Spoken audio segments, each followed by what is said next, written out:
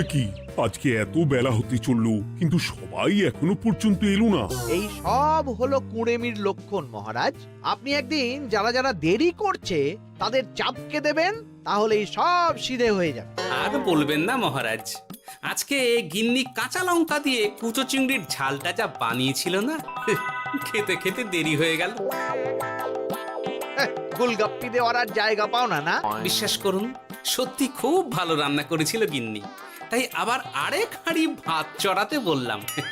আর সেটা খেয়ে আসতেই তো দেরি হয়ে গেল। আরো এক হাঁড়ি?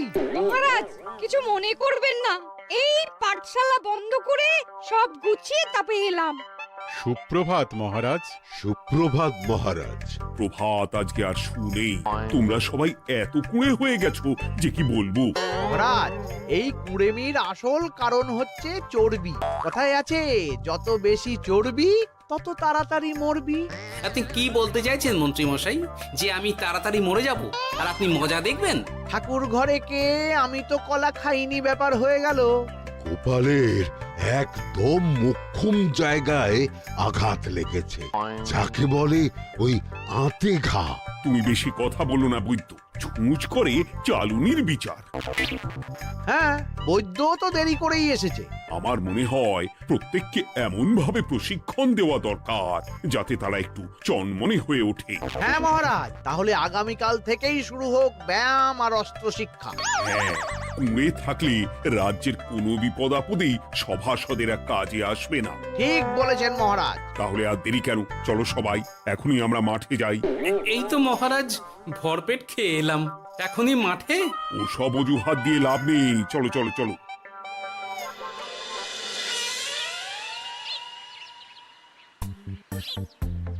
এবার সবাই সারিবদ্ধভাবে দাঁড়িয়ে পড়ো। কি গোপাল কোথায়? মহারাজ, গোপাল আপনার পিছনে দাঁড়িয়ে আছে, চুপি চুপি। এই এই এই গোপাল, যাও যাও মাঠের মাঝখানে গিয়ে দাঁড়াও। এই চাঁদি ফাটা রোদে কেন মহারাজ সুস্থ শরীরকে ব্যস্ত করছেন? এসব বাজে কথা শুনতে চাই না। শুয়ে বসে থেকে শরীরের কি অবস্থা করেছো? শরীরের নাম মহাশয়, যা সবে তাই সয়। তুমি যাবে না, তোমাকে এক্ষুনি বরখাস্ত করব। কি জ্বালা! যেখানে আমার সব কাজ বুদ্ধি দিয়েই হয়ে যায়, সেখানে গায়ের জোরের কি দরকার? হ্যাঁ, এই গোপাল, আমি 1 থেকে 3 অব্দি গুনবো, তারপরে সবাই এই মাঠের ধার বরাবর 5 বার পাক দিয়ে দৌড়বে। ঠিক আছে মহারাজ, আমি প্রস্তুত। আমি রোগা পটকা আছি, কোনো সমস্যাই হবে না। হয়ে গেল। সবাই প্রস্তুত? 1 2 3। কি হলো গোপাল, দৌড়াও দৌড়াও। মহারাজ, এর থেকে বেশি জোরে পারবো না। আই, কে আছো? একটা কঞ্চি দাও। এই সেরেছে। বেশ হয়েছে, বেশ হয়েছে। ব্যাটার এবার চর্বি কমবে। কি হলো গোপাল, হ্যাঁ হয়ে গেল? হ্যাঁ?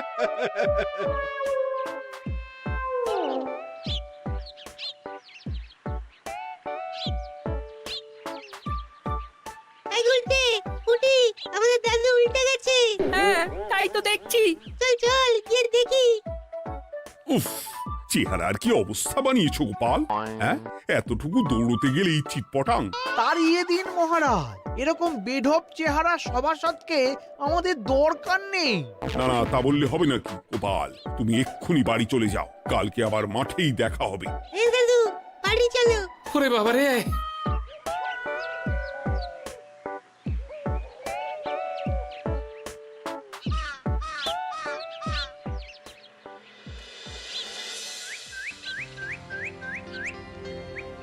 আরে ধুর ছাতার মাথা, তখন থেকে জল খেয়েই চলেছ। কি হয়েছে সেটা বলবে তো? শরীর চর্চা হয়েছে, শক্তি খরচা হয়েছে, আর পারছি না। উফ, বাপরে বাপ, কি পায়ে ব্যথা! এই জন্যেই আমি বলি বাপু, একটু বপুটাও নড়াও, কিন্তু কার কথা কে শোনে? ওরে বাবা, অকারণে সুস্থ শরীর ব্যস্ত করবো কেন বলো তো? বেশি নড়াচড়া করলেই আয়ু কমে যায়। তোমার এই বাজে কথা কোন শাস্ত্রে লেখা আছে শুনি? শাস্ত্রে কেন যাব, বাস্তবে জলজ্যান্ত উদাহরণ আছে। আমি মানতে পারছি না। হুম, মানতে পারছি না বললে তো হবে না, তোমাকে মানতেই হবে। বেশ, প্রমাণ করো। আমি যদি তোমাকে প্রমাণ করে দিতে পারি, তাহলে আজ থেকে বাড়ির বাজার দোকান করার দায়িত্বটাও তোমাকেই নিতে হবে। দিদা, তুমি তো ফেঁসে যাবে, দাদুর সঙ্গে বাজি লড়বে না। এই বাদ দে তো, তোর দাদু আগে প্রমাণ করুক যে বেশি নড়াচড়া করলে বয়স কমে। হ্যাঁ তাহলে বাজি? হ্যাঁ, বাজি। আচ্ছা ঠিক আছে, বেশ। তুমি তুমি একটা পশুর নাম বলো তো, যারা খুব তাড়াতাড়ি দৌড়য়। ঘোড়া, হরিণ, চিতাবাঘ আরো আছে। আচ্ছা, এবার সবচেয়ে আস্তে আস্তে কোন পশু চলে, এরকম একটা পশুর উদাহরণ দাও। কেন, কচ্ছপ? এই তো পেয়ে গেছে উত্তর। এবার তুমি বলো তো, কচ্ছপ কত বছর বাঁচে, আর ঘোড়া, হরিণ, চিতাবাঘ এরা কত বছর বাঁচে? চিতাবাঘ, ঘোড়া কেউই 30 বছরের বেশি বাঁচে না, কিন্তু কচ্ছপ 300 বছরও বেঁচে থাকে। হেরেছে, হেরেছে, আমার বউ হেরেছে। উফ, জীবনের কত বড় চাপ নেমে গেল। হ্যাঁ, এই তুমি আমাকে এভাবে হারালে। তখনই বললাম দাদুর সঙ্গে বাজি লড়তে যেও না। নাও, এবার খেলা সামলাও।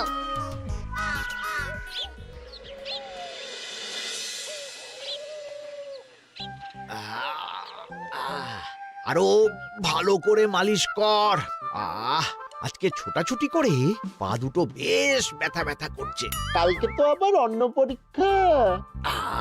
আরে আমার হালকা চেহারা আছে, সব সামলে নেব। কালকে তো অস্ত্র চালনা হবে, কালকে আমি কাঁপিয়ে দেব। কাঁপাতে তো হবেই মন্ত্রী মশাই। আমরা আপনার শরীরে এমন ঘষা মাজা করে দেব না, মনে হবে আপনি না একটা জলযন্ত্র অস্ত্র, অস্ত্র চালনা করতে যাচ্ছে। বাস এই তো চাই। ওরে বাবারে, আস্তে আস্তে।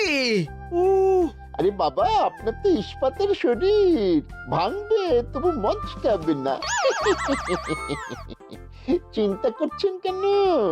ভয় পাবেন না, ভয়কে জয় করতে হবে। আরে আরে আরে, তোরা আমার কথাটার সাথে করছিসটা কি? মানুষটা মরে যাবে তো। চিন্তা করো না গিন্নি।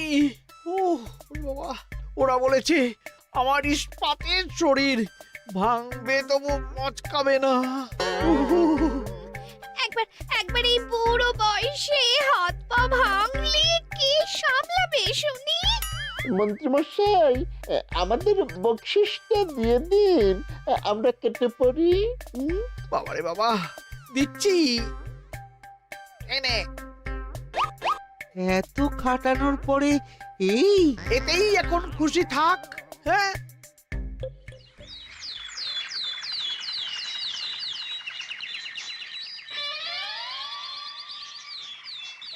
এবার তোমাদের সকলকে অস্ত্র শিক্ষা দেওয়া হবে। উফ, রোজ রোজ কি জ্বালাতনে পড়েছি, বাপরে বাপ।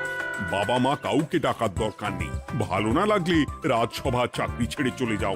মহারাজ, এটা তো উচিত নয়। যে যেটাই পারদর্শী তাকে সেটাই করতে দিন না। একটা বাঁদরকে যদি আপনি বলেন শিকার করে মাংস খেয়ে দেখা, সে কি পারবে মহারাজ? মহারাজ, গোপাল একটু বেশি কথা বলছে, ওকে আপনি বের করে দিন। আমি তোমার কথায় গলবো না গোপাল, তোমাদের সবাইকে এখন অস্ত্র শিক্ষা শিখতেই হবে। কর্তার ইচ্ছায় কর্ম, এখন তো আমার আর কিছুই বলার নেই। তাহলে আর দেরি কেন, তোমরা সবাই একটা করে ঢাল আর একটা করে তলোয়ার তুলে নাও। সেনাপতি, বলুন মহারাজ। তুমি সকলকে অস্ত্র শিক্ষা দেবে, তলোয়ার চালানো শেখাবে। এক এক করে প্রত্যেকে তোমার কাছে যাবে আর এক এক করে তুমি সবাইকে তলোয়ার চালানো শেখাবে। আচ্ছা মহারাজ, তাহলে ওই সবার প্রথমে চলে আসুন মন্ত্রী মশাই। হ্যাঁ, আমি প্রস্তুত। আমার শরীর ইস্পাতের মতো, ভাঙবো তবু মচকাবো না।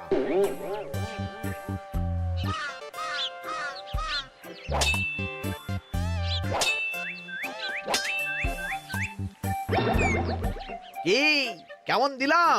অত সহজ নয় সেনাপতি। আমি মন্ত্রী এমনি এমনি হইনি, আগে অস্ত্র শিক্ষা শিখে তবে মন্ত্রী হয়েছি। এটা কি হলো? হ্যাঁ, আপনি অস্ত্র শিক্ষায় পারদর্শী, কিন্তু আরো বিচক্ষণ হতে হবে। কারণ আজকে এই পাগড়ির জায়গায় আমি যদি তলোয়ার আপনার গলার দিকে চালাতাম, তাহলে কিন্তু আপনার এই ভবলীলা এখানেই সাঙ্গ হয়ে যেত। ঠিক আছে, ঠিক আছে, মনে রাখবো। এবার বাকিদের তো ডাকো। হ্যাঁ, এরপরে তলোয়ার চালানো শিখতে আসবে গোপাল। গোপাল দাদু, গোপাল দাদু। বাবা বাবা বাবা, গোপাল তুমি আবার দল বল নিয়ে এসেছো। দেখি তোমার কত দম। গোপাল, তুমি প্রস্তুত হও। হ্যাঁ হ্যাঁ, আমি প্রস্তুত। ওরে বাবারে, এ তো ভয়ানক চাপের কাজ, আমাকে বেশ বেগ পেতে হচ্ছে। সামলাও গোপাল।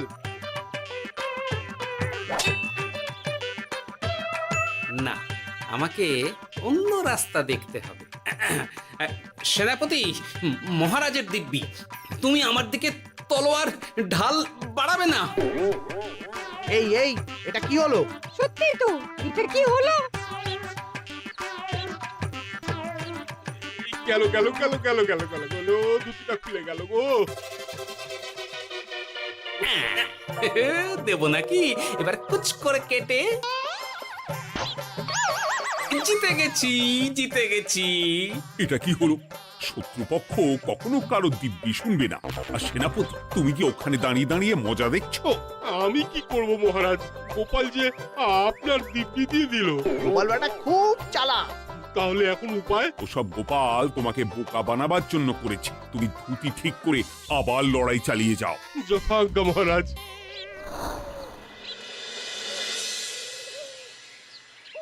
কিরে ন্যাপলা, তোদের দিদা আমার জন্য কি রান্না করে পাঠিয়েছে রে? এই তো ভাত, আলু সেদ্ধ, এই পুঁই শাকের ঝোল আর রুই মাছের ঝাল। আর তোদের যে তোষক, বিছানার চাদর আনতে বলেছিলাম, এনেছিস তো? ওই তো দাদু, কুটির গুলটে আর বাকিরা সবাই ধরাধরি করে নিয়ে আসছে। ব্যাস, তাহলে তার কোনো চিন্তা নেই। খেয়ে একটা জব্বর ঘুম দেব, কারণ এখানে যা রঙ্গ দেখছি তাতে বিকেল হয়ে যাবে। তলোয়ার শিক্ষা আজকের মতন এটুকুই থাক। এবার শুরু হবে বল্লম শিক্ষা। সবাই আবার আগের মতন সারিবদ্ধভাবে দাঁড়িয়ে পড়ো। আহ, তোদের দিদা পুঁই শাকটা কিন্তু বেশ জব্বর বানিয়েছে। তোদের দিদার হাতের রান্নার কোনো তুলনাই নেই। আহা, কি স্বাদ! এ কি, গোপাল আবার কোথায় গেল? এই তো মহারাজ, আমি এখানে ওই পুঁয়ের ঝোল আর রুইয়ের ছাল দিয়ে ভাত খাচ্ছি। এসব কি মাঠের মধ্যে খাওয়া? আরে শরীরটাকে তো রাখতে হবে। তাড়াতাড়ি খেয়ে এইদিকে এসো। আসছি আসছি আসছি। এবার আমি তোমাদের দেখাবো কিভাবে বল্লম নিয়ে তেড়ে যেতে হয়। দেখান মহারাজ।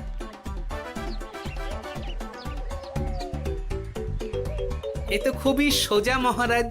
ঠিক আছে, তাহলে বল্লম নিয়ে তেড়ে যাও দেখি। দিন, আপনার হাতের বল্লমটাই দিন।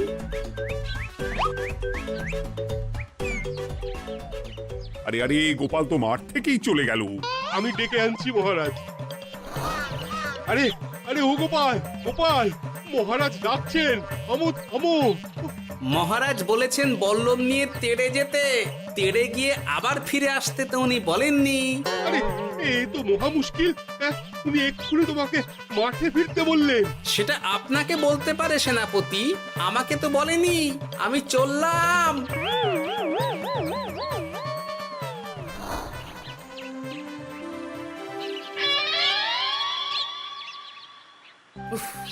বাবারে বাবা, কি ঝক্কি! অনেক বুদ্ধি করে মাঠ থেকে খাটে চলে এসেছি। আমি আর উঠছি না। এ কি বলি, তোমাদের তো এখন অস্ত্র শিক্ষা নেওয়ার কথা। হ্যাঁ, তোমার বলা নেই, কোয়া নেই, অমনি বাড়ি চলে এলে। আরে বাবা, ওইসব অস্ত্র শিক্ষা মানেই সুস্থ শরীরকে ব্যস্ত করা, অসহ্য খাটনি, অযথা কষ্ট। কষ্ট করলে তবেই কেষ্ট পাওয়া যায়। হ্যাঁ, তোমায় আমি আগেও বুঝিয়েছি, যেখানে বুদ্ধি কথা বলে সেখানে দেহের শক্তি নীরব দর্শক গিন্নি। আরে বাবা, সে না হয় বুঝলাম, কিন্তু মহারাজ তো ভালোর জন্য সবাইকে অস্ত্র শিক্ষা দেওয়ার চেষ্টা করছে না? আরে বাবা, যার যা কাজ তাকে সেটা করালেই পারে। মহারাজ তো সেটা বুঝতেই চাইছেন না। আমি এখন ঘুমো।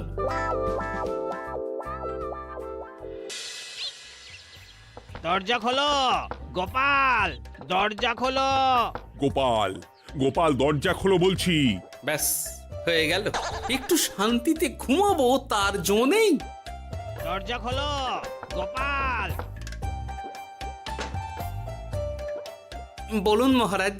তুমি কি পেয়েছোটা কি গোপাল? রাজসভায় দেরি করে আসবে, তারপর অস্ত্র শিক্ষার সময় ফাঁকিবাজি দেবে, এভাবে তো আর তোমাকে মনে হচ্ছে রাজসভায় রাখা যাবে না। মহারাজ, গোপাল তো মুখের কথার লোক নয়, ওকে তাড়িয়ে দিই। কেন মহারাজ? আমি কি এমন মহাপাপ করেছি যে আমাকে তাড়িয়ে দেবেন? এই যে আমার কথা শুনছো না, এটাই তোমার অপরাধ। অপরাধ নেবেন না মহারাজ। পণ্ডিতের দায়িত্ব পুজো করা, সভাকবির দায়িত্ব কবিতা বলা, সাহিত্য চর্চা করা, আর আমার দায়িত্ব হাসি মজা করে আপনার মন ভালো রাখা। কিন্তু আপনি আমাকে জোর করে যুদ্ধের ময়দানে ঠেলে দিতে চাইছেন। এটা আমার ইচ্ছে। আমিও তো মহারাজ ইচ্ছে করলেই অনেক কিছু করতে পারি। চোখ বন্ধ করে লক্ষ্য ভেদ করতে পারি, শুধু বুদ্ধি দিয়ে। আরে বাহ, এত বড় কথা! তাহলে মহারাজ, ওকে বলুন পরীক্ষা দিতে। কি পরীক্ষা? আমি একটা ঘরে বর্ম পরে দাঁড়িয়ে থাকবো। তোমার হাতে অস্ত্র দেব, আমার মাথায় একটা আপেল থাকতে হবে, আর তুমি কিভাবে আমার মাথা থেকে ওই আপেল ফেলতে পারো দেখব। এ তো খুবই সোজা। কি গোপাল, তাহলে লড়বে নাকি বাজি? হ্যাঁ, লড়তে রাজি আছি। তাহলে আজ রাতেই হয়ে যাক পরীক্ষা। যদি এই পরীক্ষায় উতরে গেলে তো ভালো, নইলে তোমার চাকরিটা গেল। গোপাল, তুমি পারবে তো? সে দেখাই যাবে। আজ রাতে তাহলে রাজবাড়িতে দেখা হচ্ছে। যদি আমি এই পরীক্ষায় বিফল হই, তাহলে আমার চাকরি আপনি কেড়ে নেবেন, আর যদি সফল হই তাহলে মন্ত্রী মশাইকে শাস্তি দেবেন। আমি নিজে সারা কৃষ্ণনগরে নাক্ষত দেব। বেশ, দেখা যাক।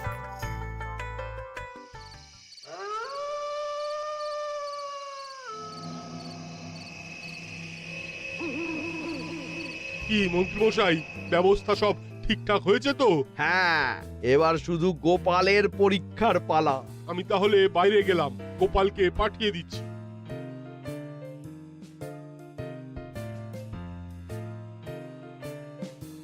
এবার যাও গোপাল, ঘরের ভিতরে যাও, দেখি তুমি কি করে মন্ত্রীর মাথা থেকে আপেল ফেলতে পারো।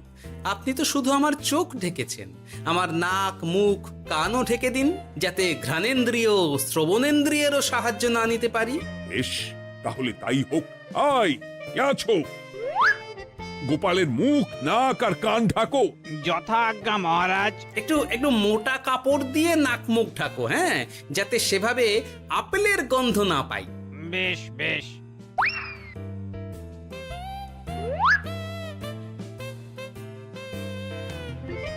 যাও গোপাল।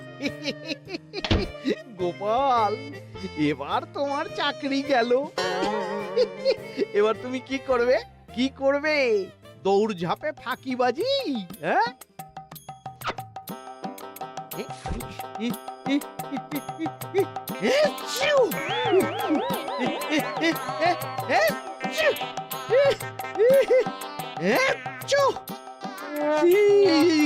গেল গেল গেল গেল গেল, আপেল পড়ে গেল। আপেল পড়ে গেল? মহারাজ, এর মধ্যেই গোপাল আপেল ফেলে দিয়েছে। ঘরের ভেতরে চলো।